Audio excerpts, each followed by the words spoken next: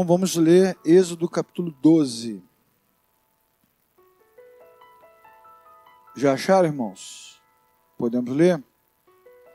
Diz assim: O Senhor falou a Moisés e Arão na terra do Egito: Este mês será para vós o princípio dos meses, o primeiro mês do ano. Digam a toda a comunidade de Israel: no 10º dia deste mês, cada um tomará para si um cordeiro, conforme a família dos pais, um cordeiro para cada família. Mas se a família for pequena demais para um cordeiro, obrigado, querido, deverá comê-lo com o vizinho mais próximo de sua casa, conforme o número de pessoas. Calculareis o cordeiro conforme a porção adequada para cada um. O animal será um macho de 1 ano sem defeito. Podereis tomar um cordeiro ou um cabrito, e o guardareis até o 14º dia deste mês. Então, reunida toda a comunidade de Israel, o matará ao entardecer. Pegarão um pouco de sangue e colocarão nos batentes na viga da porta, nas casas em que tomarem refeição. E naquela noite comerão a carne assada no fogo com pães sem fermento, sim, a comerão com ervas amargas. Não comereis cru, nem cozido em água, mas assado no fogo, junto com a cabeça, as pernas e as vísceras. Não deverá sobrar nada para a manhã seguinte. O que sobrar, até de manhã, deverá ser queimado no fogo. E vós comereis assim, com vossos cintos na cintura, sapatos nos pés, cajado na mão, com pressa. Esta é a Páscoa do Senhor. Nesta noite passarei pela terra do Egito, ferirei de morte todos os primogênitos na terra do Egito, tanto homens como animais, e executarei juízo sobre os deuses do Egito, porque eu sou o Senhor. O sangue servirá de sinal nas casas em que estiverdes, e se eu vir o sangue, passarei adiante, e não haverá praga entre vós para os destruir, quando eu ferir a terra.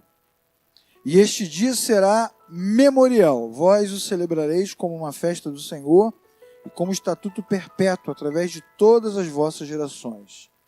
Comereis pães sem fermento durante 7 dias. Logo no primeiro dia tirareis o fermento das vossas casas. Quem comer pão fermentado entre o primeiro e o 7º dia será exterminado do meio do povo de Israel.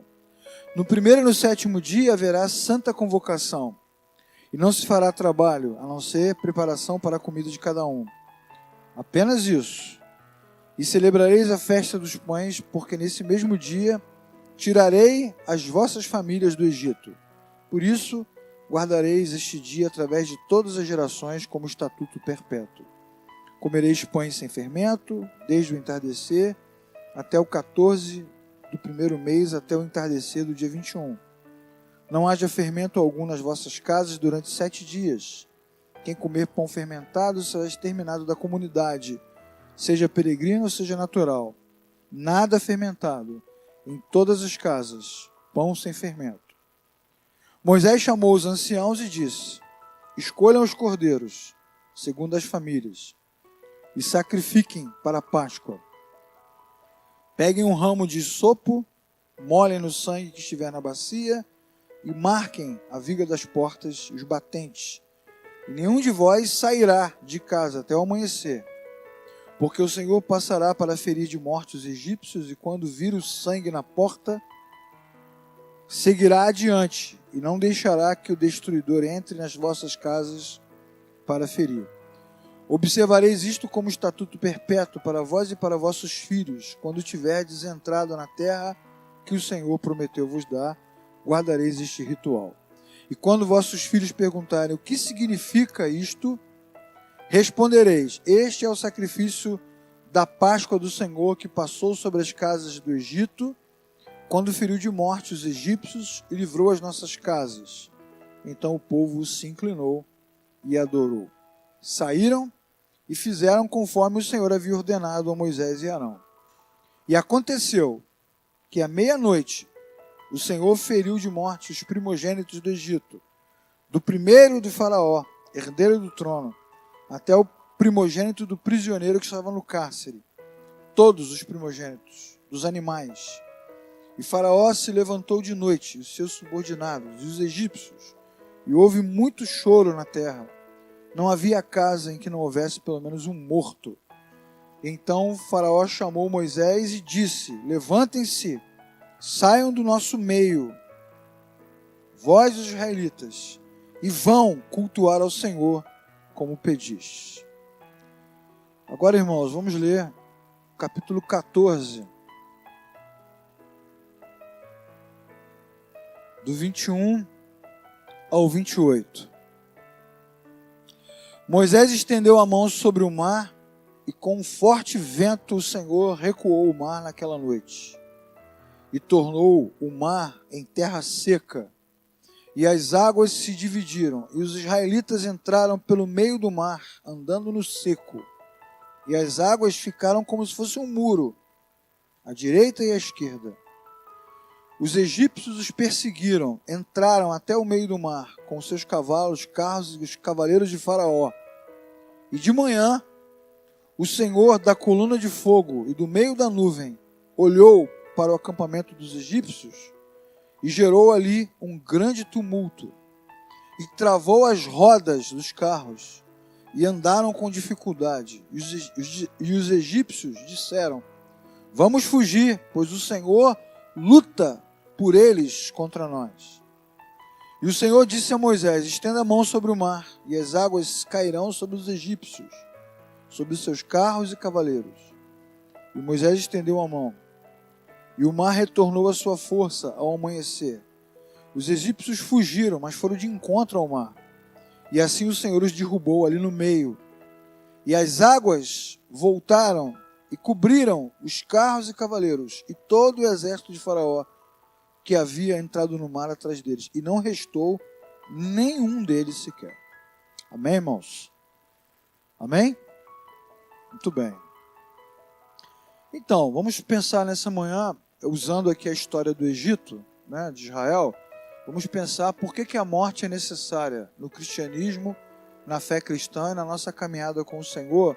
Por que a morte é uma coisa que é importante e é necessária. E eu quero destacar, nesse texto que nós lemos, três momentos de morte. A morte dos primogênitos, a morte dos cordeiros, dos vários cordeiros que foram sacrificados, e a morte dos egípcios no mar. Para a gente entender por que a morte é necessária, nós temos que conhecer a Bíblia, porque senão a gente vai achar que o nosso Deus é um Deus sádico, sanguinário, como se fosse uma divindade pagã que sacia a sua sede de sangue com a morte das pessoas.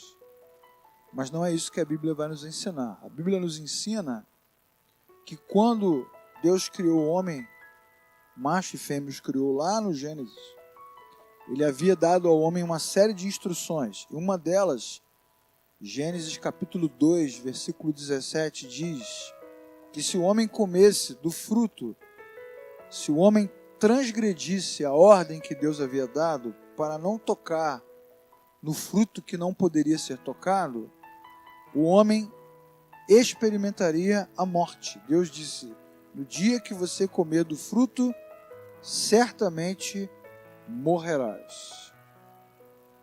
Bom, mas a gente sabe que tanto o macho como a fêmea comeram do fruto e não morreram fisicamente.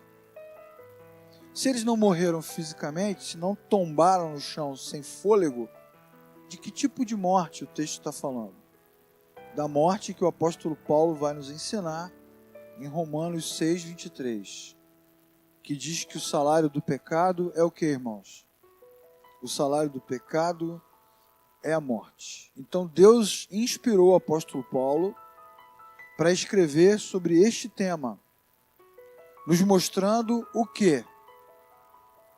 Nos mostrando que quando o ser humano rompe com o Criador, esta ruptura com o Criador promove morte.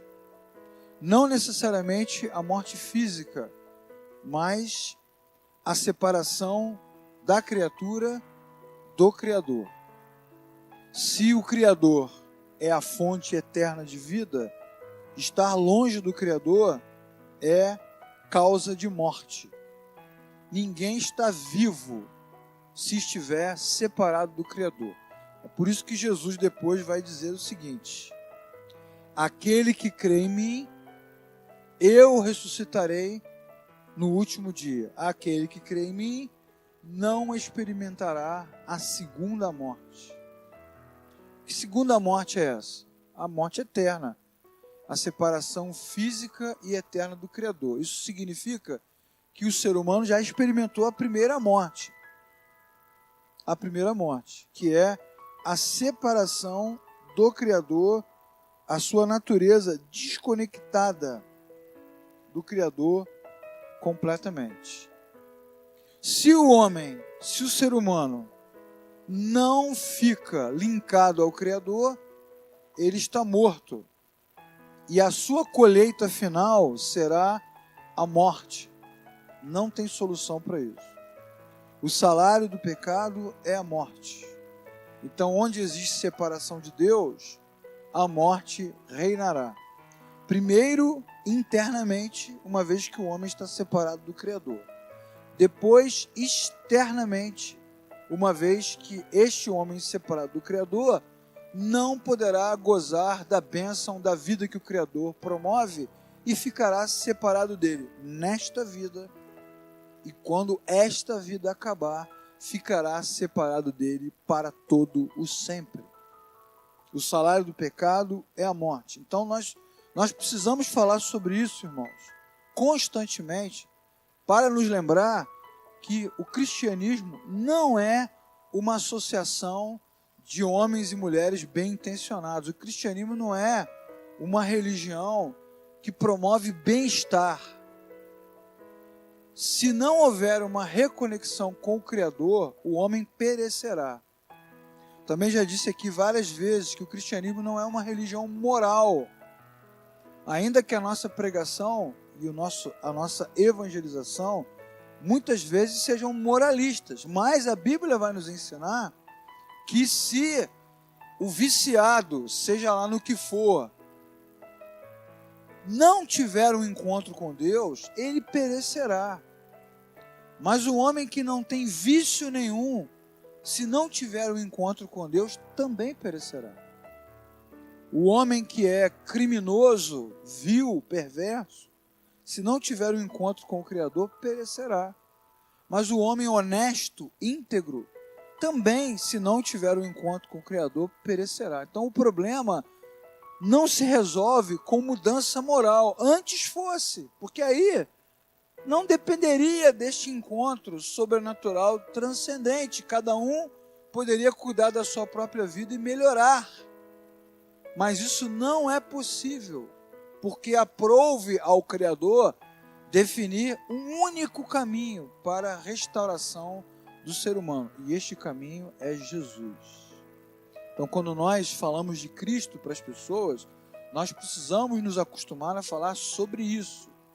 Isso que, irmãos? Que o ser humano está separado do Criador. E se não houver uma reconexão, ele já está morto. E depois permanecerá morto para todo sempre, ainda que tenha uma vida correta, honesta, digna. Bom, esse texto vai nos ensinar muito sobre a necessidade da morte. E há três coisas aqui que acontecem que são importantes para nós pensarmos sobre a morte. Primeiro, por que que os primogênitos morreram? Essa é uma boa pergunta e um texto que merece o nosso olhar. Se você observar o livro de Êxodo, você verá lá no capítulo 4 do livro, capítulo 4, versículo 22, quando Deus manda Moisés ao Egito, Moisés vai ao encontro de Faraó e diz: Faraó, Israel é o meu primogênito. Israel é o meu primogênito. É o meu filho. E eu quero que você libere o meu filho para que se encontre comigo no Monte Horebe, no deserto, e nós possamos ali ter um encontro, e o meu povo possa me adorar. E a partir deste diálogo entre Moisés e Faraó, o coração de Faraó se encheu de presunção. Uma vez que na cultura egípcia e em muitas culturas das antigas civilizações, os reis e imperadores eram considerados divindades.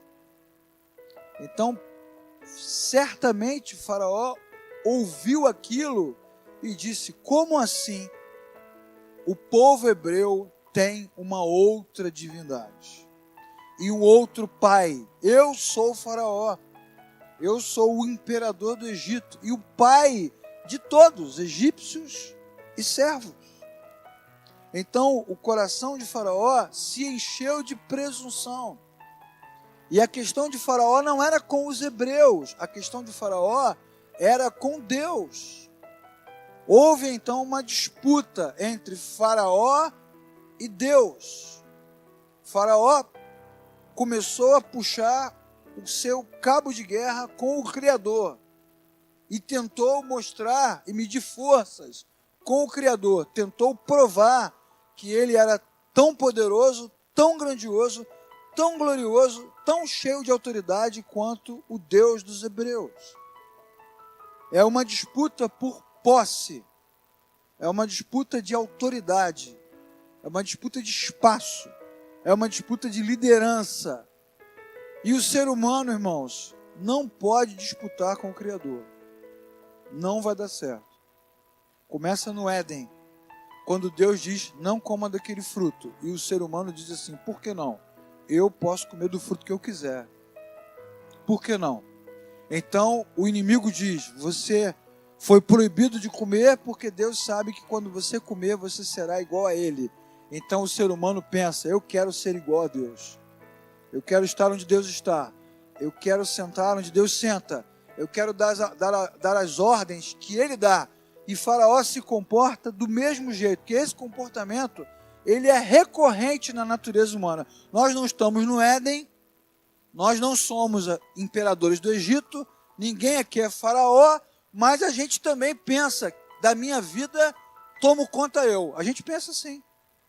Das minhas coisas falo eu.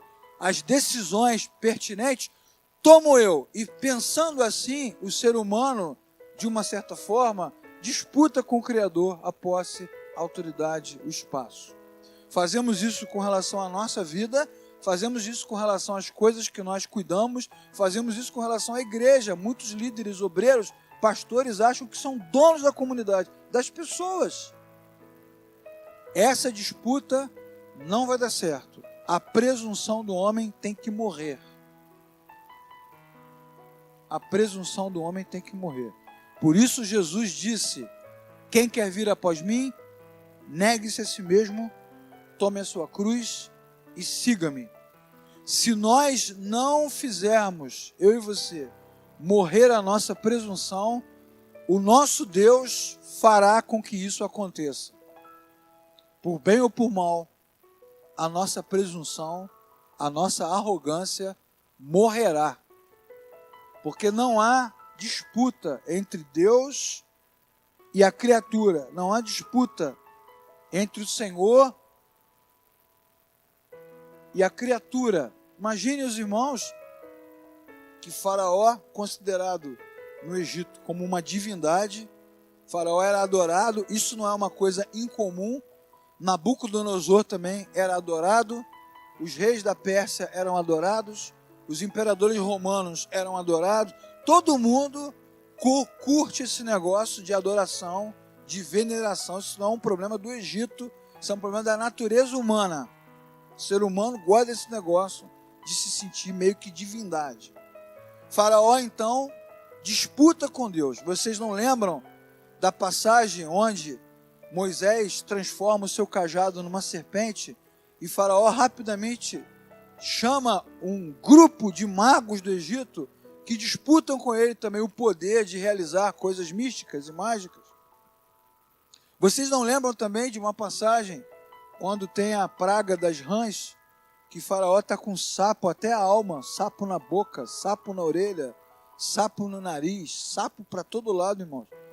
E sapo tem um cheiro assim bacana, não tem, irmãos? E Moisés diz a Faraó: se você quiser, eu posso orar agora e pedir a Deus que retire as rãs. E Faraó diz assim: agora não, só amanhã. O que Faraó está comunicando a Moisés? Você vai orar ao seu Deus na hora que eu quiser. Não é quando você quer. Quem manda no Egito sou eu. Quem manda em você sou eu. Quem manda no seu Deus sou eu. E nós também não fazemos assim. Nós oramos para dizer quando Deus deve curar, não deve curar. Quando Deus deve fazer, não deve fazer. Quando Deus deve eleger, não deve eleger. Eu me lembro de um vídeo que tem na internet, ainda tem, da Valnice Milhomens. Valnice Milhomens foi uma pregadora famosa dos anos 90, agora ela já não está mais com essa bola toda, mas já foi assim, top, né? Tem um vídeo dela no YouTube muito interessante, onde ela diz o seguinte, que nenhum prefeito, preste atenção no que eu vou te dizer, é tão assustador que ainda bem que você está sentado para você não cair. Ela disse que nenhum prefeito do Brasil, nos mais de 5.000 municípios dessa nação, nenhum prefeito foi eleito sem que ela primeiro orasse por eles. Ela que elegeu cada um deles. Não é mole não. É muito poder. Ela disse. Ainda bem que tem o vídeo lá para você ver, para você achar que eu não estou exagerando. A presunção humana tem que morrer, irmãos. Então, quando Deus dá a ordem, diz assim, os primogênitos morrerão. Significa o quê? Quem tem o comando sobre a vida, sobre os governos, sobre o homem, sobre a natureza, é o Criador. E Faraó, com toda a sua autoridade e glória, não conseguiu impedir que a morte entrasse nem na sua casa. Pela manhã, todo mundo chorava. Faraó também chorava. O seu filho estava morto nos seus braços. Então, a morte é necessária, porque a morte provocada pelo pecado destrói, derruba, aniquila, extermina, abate a nossa presunção. E toda a arrogância humana terá que cair. Porque entre nós, como eu já disse várias vezes, irmãos, só o Senhor será glorificado. Outra coisa que o texto vai nos mostrar é que a morte que se espalhou pelo Egito só podia ser aplacada se houvesse outra morte. A morte é interrompida, impedida, vencida com a morte. Incrível, né? No cristianismo, na nossa religião de fé, a morte é a nossa grande vitória.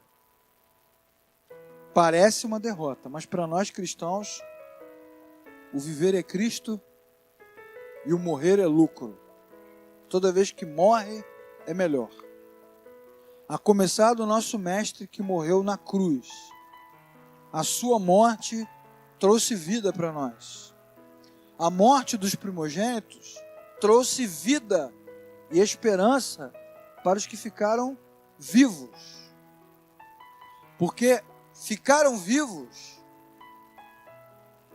uma vez que antes daquela noite fatídica, eles sacrificaram os cordeiros nas suas casas. Derramaram o sangue dos cordeiros que foram abatidos nas famílias. E aquele sangue foi colocado nas portas. Todas aquelas casas foram marcadas pela morte. Antes que a morte passasse, houve outra morte.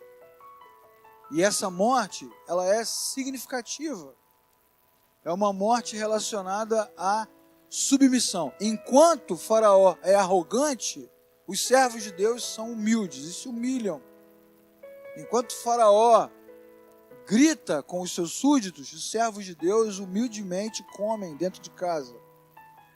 Comem ervas amargas, pensam no sofrimento, na dureza da sua vida. Comem pães sem fermento, pensam na efemeridade do tempo, como o tempo é passageiro, como a vida vale pouco. ali, reunidos, na sua humildade, na sua fragilidade, na sua pequenez, eles se humilham e clamam por misericórdia ao Deus que tudo pode. E então o Deus que tudo pode preserva aquelas famílias da morte que passa do lado de fora. E isso é muito significativo para nós, irmãos. Duas mortes vêm na nossa direção. A física, logo, logo ela virá, mais rápido para uns do que para outros, às vezes vem de forma surpreendente. E a eterna, se não houver reconexão com o Criador. Entretanto, nós podemos aguardar por elas sem nenhum tipo de crise, porque antes que elas se aproximem de nós, nós humildemente já nos curvamos diante do Criador e recebemos dele uma outra morte. Cristo morreu em nosso lugar.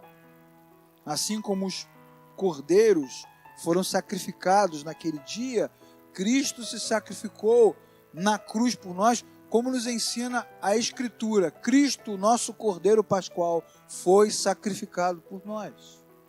E esta morte que nos faz contemplar o nosso próprio pecado e nos humilha, porque não dá para ser arrogante diante de Deus. Os arrogantes serão destruídos, mas os humilhados serão transformados. A morte de Cristo nos humilha, porque ao olhar para a cruz, como diz a canção, hashtag fica a dica, ao olhar para a cruz, o que acontece? A cruz revela quem nós somos, o que nós fizemos, o nosso estado pecaminoso, a nossa arrogância, a nossa soberba, a nossa ignorância, a nossa prepotência. E cada vez que olhamos para a cruz, nos lembramos que é lá que deveríamos estar e choramos diante de Deus, porque nos sentimos pecaminosos, incapazes, imperfeitos, nos sentimos reprovados. É impossível ler o texto bíblico, olhar para a cruz, é impossível lembrar da morte de Jesus e não nos sentir reprovados. Mas aí, diante desse sentimento de humilhação, o que Deus faz? Derrama sobre nós a sua graça. E nos recebe como Pai que Ele é. O nosso Pai não é Faraó, o nosso Pai é o Criador que fez os céus e a terra. E nos recebe com o seu amor e nos abraça, não porque merecemos, mas porque Ele assim designou. E o sangue de Jesus não está nos batentes das nossas portas, ele está salpicado dentro do nosso coração. E por causa disso, nós não precisamos ter medo nem da morte física que virá, nem da morte eterna, porque antes que essa morte nos visite, uma outra morte já nos visitou, a morte do nosso Senhor e Salvador Jesus Cristo. E agora nós podemos olhar para a morte e dizer, ok, onde está, ó morte, a tua vitória? Onde está, ó morte, o teu aguilhão? O aguilhão da morte é o pecado, mas graças a Deus que nos dá a vitória por meio de nosso Senhor e Salvador Jesus Cristo. E ainda bem que o sangue de Jesus não é como de cordeiros, não precisa ser derramado todo domingo. O sangue de Jesus é poderoso, foi derramado uma vez só. Então nós podemos sim nos reunir aqui e dizer juntos, há poder no sangue de Jesus. Amém, irmãos? Mas ainda há uma terceira morte no texto, que é a morte dos egípcios. Os egípcios não desistiram. Vejam como são as coisas, né, irmãos? Deus humilhou Faraó até o fim, fazendo com que ele ficasse desmoralizado. Ele não é Deus. Ele não é uma divindade. Ele não comanda os deuses do Egito. Ele não tem poder sobre a natureza, sobre o cosmos. Imagine os oficiais, os soldados, o povo olhando para ele e ele com o seu filho morto nos seus braços. Todo o seu poder foi inútil. Então, ele está desmoralizado. E desmoralizado, ele deveria se humilhar agora. E humilde, reconhecer a sua incapacidade e dizer, encontrei um Deus que é maior do que eu. É isso que ele deveria dizer. Mas os irmãos já repararam como nós, seres humanos, temos dificuldade de reconhecer a derrota? De reconhecer que há outros melhores, que fizeram coisas melhores? Como nós temos dificuldade de reconhecer as nossas falhas? Quando há ruptura entre nós, quando há crise entre nós, amizade, ministerial, conjugal, ninguém reconhece nada, é sempre a culpa do outro. Já notaram isso, irmãos? Errei, a culpa foi minha. Acabou porque eu fiz errado mesmo. Ninguém reconhece nada, é a soberba do homem. O ser humano, Deus coloca o ser humano no fundo do poço. O cara está no fundo, mas não se humilha. É impressionante. Não reconhece a sua pequenez. Não reconhece a sua derrota. Eu não vou falar de política, não vou falar de religião, não vou falar de nada disso que é desnecessário. Vou falar de futebol, que é um assunto muito espiritual. O cara perde o jogo e não reconhece que o adversário foi melhor. Perdemos por causa do juiz, perdemos por causa do VAR, perdemos por causa do tempo, perdemos por causa da grama, perdemos porque o goleiro não estava bem, perdemos porque não sei o que, perdemos porque não sei o que lá. Cara, ninguém reconhece. É impressionante, impressionante. Tomou uma surra, mas não reconhece. Eu me lembro da entrevista coletiva do Filipão com o Carlos Alberto Parreira no dia do 7-1. Irmão, foi 7-1. Nem o Fluminense tomou de 7-1. 7-1, cara. Um massacre. E o cara podia falar assim, realmente, quero aqui pedir desculpa ao povo brasileiro, nós fomos humilhados. Ele podia chorar, só vergonha, eu estou envergonhado. Nada. Perdemos, mas somos os melhores. Oi? Como é? Perdemos, mas temos 6 Copas do Mundo. O quê? Assistam a entrevista, se vocês puderem, da tradutora. Tem uma tradutora brasileira que trabalhou com a delegação alemã na Copa do Mundo. Ela foi contratada para acompanhar a delegação. Tem uma entrevista com ela na internet. Assista para você ver. Ela contando que no vestiário da Alemanha houve silêncio. Os alemães estavam com vergonha pelo Brasil. Eles não sabiam o que dizer. Eles não conseguiram comemorar. Tamanho respeito que eles têm pelo Brasil. Enquanto isso, na sala de justiça, os brasileiros perdemos, mas nós somos os grandes campeões. E Faraó, cheio de crianças mortas por todo o império, ele se levanta e diz, como assim nós deixamos os hebreus irem embora? Como assim? Não, nós vamos matá-los. Obviamente, irmãos, é o inimigo que inflama o coração do homem. E o inimigo, então, faz com que o homem fique enlouquecido. Porque o inimigo realmente é um grande adversário. E sempre tenta nos impedir de reconectar o nosso coração com o Senhor. Ele incita Faraó e seus soldados para que nesse momento de grande humilhação eles não se quebrantem, mas pelo contrário, se encham de ódio. Que oportunidade que eles perderam, né? Poderiam nesse momento se encontrar com o Criador. Ao contrário de Faraó, os marinheiros do navio onde o profeta Jonas estava, quando a tempestade cessou, eles se inclinaram e reconheceram, nossa, o Deus de Jonas realmente é um Deus superior. Nunca vi um negócio desse na minha vida. Não há uma divindade como essa. outros reis, outros homens, também reconheceram a glória e a autoridade do Criador. Nos momentos de humilhação, Deus sempre nos dá a chance de reconhecer o seu domínio, mas Faraó não fez isso. Então, tornou-se um terrível adversário. Aí o que aconteceu, irmãos? Ele saiu com fúria, com todos os seus cavalos e cavaleiros, e partiu para dentro de Israel. Nossa, irmãos, que coisa horrível, que coisa tenebrosa, que cena.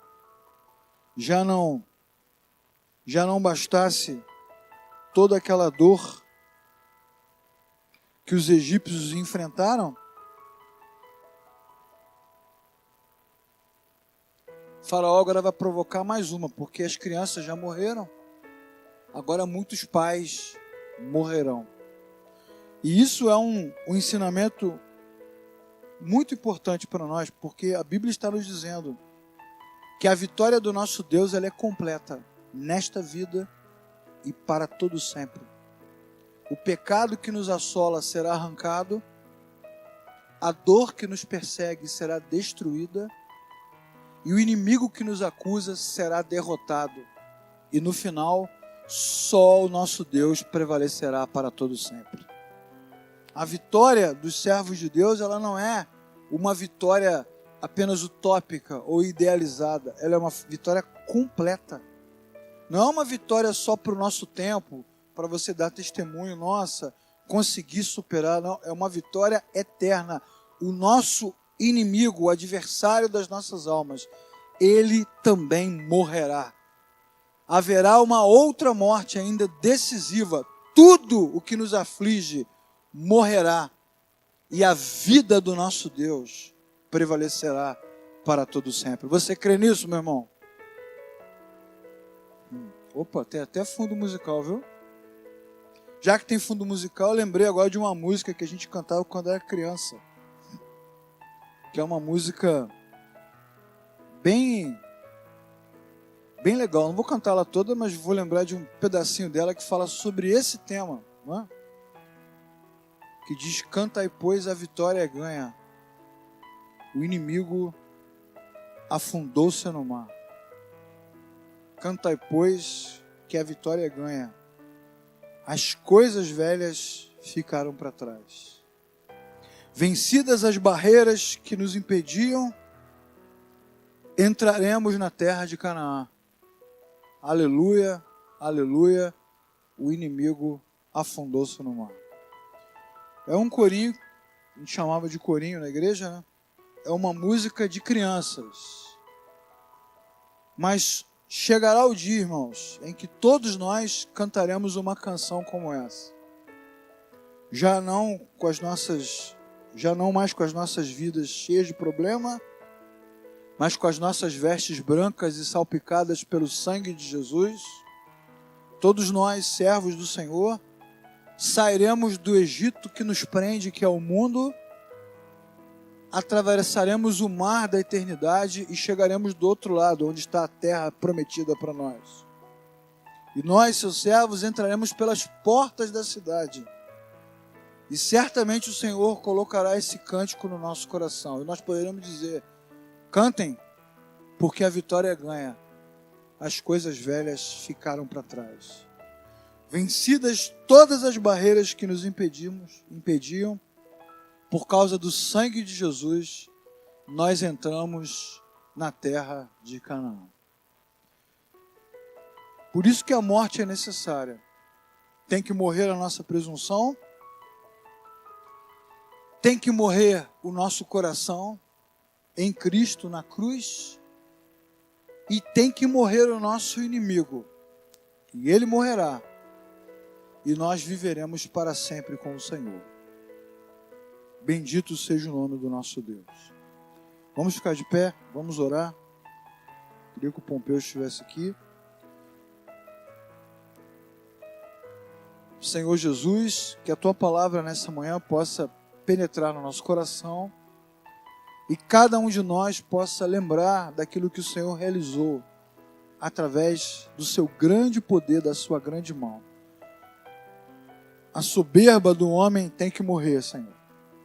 Então nos ajude nessa manhã a ter um coração humilde diante da Tua presença. Nos faça enxergar, ainda que com perplexidade, nos faça enxergar como estamos, como está o nosso coração, para que toda presunção, toda arrogância seja derrubada na Tua presença em nome de Jesus. Também cremos que a morte de Jesus nos alcançou. E essa morte é decisiva. O sangue de Jesus não está em portas, mas está no nosso coração. E uma vez que o sangue de Jesus está sobre nós, o maligno não mais nos toca. Louvado seja o nome do Senhor. Agora estamos livres. A morte não pode mais entrar dentro da nossa casa. A nossa casa, que é o nosso coração, está guardada, protegida, soberanamente, pelo poder que há no Teu nome. E também Te glorificamos, Senhor Jesus, porque cremos pela Tua palavra, que assim como o Faraó e os seus cavaleiros pereceram no mar, assim também o nosso inimigo será definitivamente derrotado. E aguardamos com expectativa nessa manhã o dia glorioso da Sua volta, quando nós, Teus servos, agora pecadores, mas naquele momento glorificados, viveremos para todo sempre na Tua presença. Então, Senhor, nos ajude nessa manhã a nos levantar, a descolar os nossos pés desta terra, a terra deste mundo. Antes era o Egito, agora é onde nós estamos. Nos ajude a levantar as cabeças e a olhar para o outro lado do mar, Senhor. Tira, Senhor, de dentro de nós essa expectativa mundana, secular, mas abra os nossos olhos e nos faça enxergar para além do horizonte, porque lá do outro lado nos espera a cidade celestial. Então desperte a nossa comunidade, Senhor, para que seja sempre uma comunidade que sabe que chegará o dia definitivo em que o inimigo das nossas almas será completamente derrotado e nós viveremos para todos sempre na Tua presença. Louvado seja o nome do Senhor. Enche o nosso coração de esperança. Não importa, Senhor, que o povo tenha ficado mais de 4 séculos escravo. Um dia chegou, e quando esse dia chegou, ele saiu livre, glorificando o Teu nome. Não importa quanto tempo levará, nós sabemos que chegará o dia, e ele virá, em que viveremos para sempre na Tua presença. Então faça isso por nós nessa manhã. Nos abençoe em nome de Jesus. Amém.